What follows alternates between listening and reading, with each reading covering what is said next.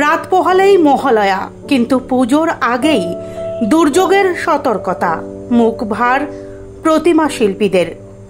দেবীপক্ষের শুরু, আর এই দিন প্রত্যুষ লগ্নে অর্পণের সঙ্গে সঙ্গে বাতাসে ভেসে ওঠে ইয়া দেবী সর্বভূতেষু।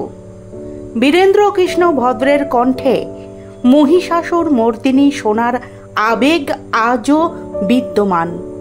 এদিন বাঙালি মুজে ওঠে রেডিও শোনার আবেগে।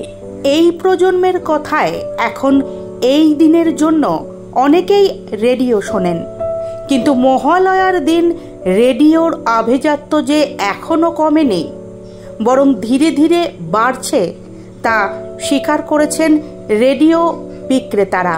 সারা বছর তেমন বিক্রি না হলেও মহালয়ার দু একদিন আগে বিক্রি কিছুটা বাড়ে বলেই জানিয়েছেন তারা। রেডিও বলতে বাঙালির একটা আবেগের ব্যাপার।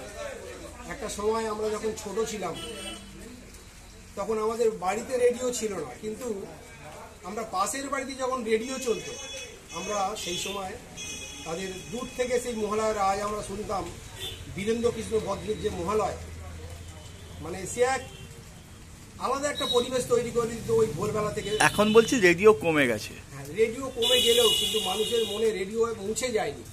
আজকের দিনে আমি রেডিও আনতে এসেছি দোকানে, আমাদের পুরনো রেডিওগুলো খারাপ হয়ে গেছে, আমি নতুন একটা রেডিও কিনতে এসেছি দোকান থেকে।